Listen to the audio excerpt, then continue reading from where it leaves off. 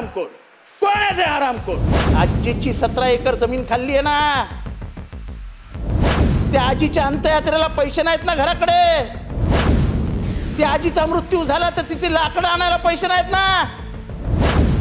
कोण देणार तिला न्याय? चॅलेंज देतो सरकारला, चॅलेंज, ओपन चॅलेंज. अध्यक्ष महोदय, महिलांचे अत्याचार, ड्रग्स, मर्डर, रिव्हॉल्वर्स हे तर असे मुक्त, म्हणजे काय त्या नागपूरच्या हत्या बघा कशा आहेत.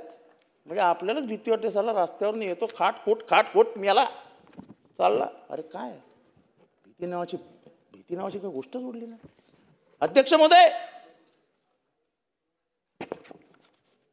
आपण अनेक मोर्चांना जातो ना याच्यात, आझाद मैदानावर सगळ्या मोर्चांना जातो. मी जातो, जयंत पाटील साहेब जातात, विजय वडेट्टीवार जातात, आमचे नाना पटोले जातात, रोहित पवार जातात, उद्धव ठाकरे पण जातात, आमचे सुनील प्रभू जातात, सगळे आम्ही जातो. अध्यक्ष महोदय, मी एक प्रकरण समोर आणतो. काय चालू आहे काय महाराष्ट्रात.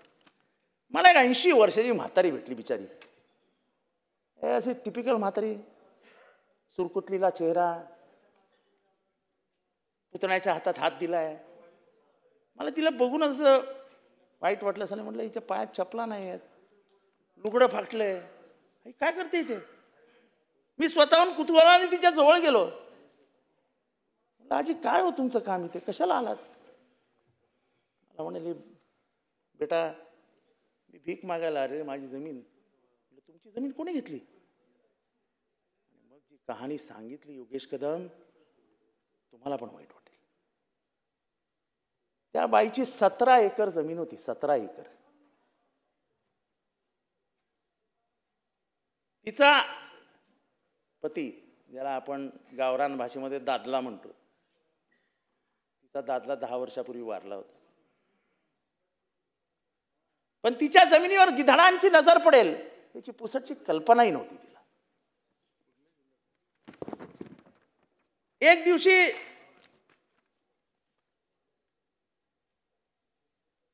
म्हणजे 4/4/25 तिला फसवून तुला पैसे देतो काहीतरी पेन्शनचे वगैरे असं सांगितलं आणि घेऊन गेले. कोणतरी किरण पडळकर वगैरे असे काहीतरी आहे ते. आणि घेतले की 17 एकरवरती आजीचे अंगठे. 17 एकरचा दस्त तयार झाला. आजीला कळलंच नाही काय झालं. 1 महिन्यानंतर नातेवाईकांना कळलं की आपली जमीन गेली. नातेवाईकांनी धावपळ सुरू. अध्यक्ष महोदय,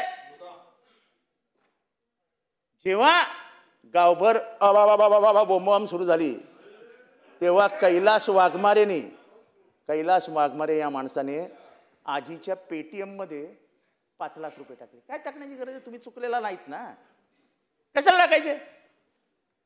असे चोरी करणारे पुरावे तयार करून ठेवून देतात. अध्यक्ष महोदय, हा कोण आहे कैलास वाघमारे माहिती घ्या. योगेश कदम, तुम्ही इथे गृह खात्यातर्फे बसलेले आहात, घेऊन घ्या कैलास वाघमारे. लगेच फोन करा सांगलीच्या एसपीला.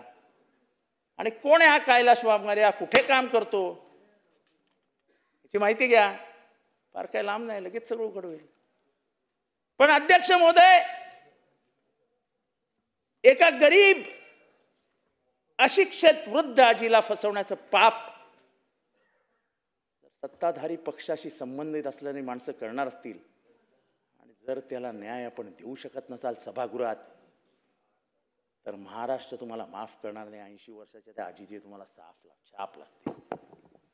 कसली हो लाडकी बहीण, ही लाडकी आजी आहे ना तुमची आजी. आजीची 17 एकर जमीन खाल्ली आहे ना. त्या आजीच्या अंत्ययात्रेला पैसे नाहीत ना घराकडे. त्या आजीचा मृत्यू झाला तर तिथे लाकडं आणायला पैसे नाहीत ना. कोण देणार तिला न्याय? कोण आहे ते हरामखोर? उत्तर आहे सरकारकडे. हे सरकारकडे मी उत्तर मागतोय. जे सत्य आहे ते येऊन समोर आम्हाला सांगा. मी फोटो आहेत माझ्याकडे, कैलास वाघमारेचे सगळे फोटो आहेत, मी उघड करत नाही. तुमच्याकडे असं फोल्ड करून पाठवतो, जरा घेऊन जा आणि साहेबांना द्या डायरेक्ट अध्यक्षांकडनं.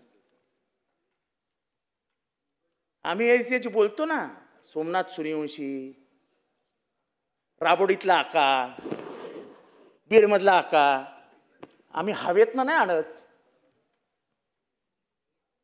आम्ही माहिती गोळा करतो, आम्ही शेवटच्या माणसापर्यंत जातो, माहिती घेतो आणि मग इथे हक्काने बोलतो. मी चॅलेंज देतो सरकारला, चॅलेंज, ओपन चॅलेंज.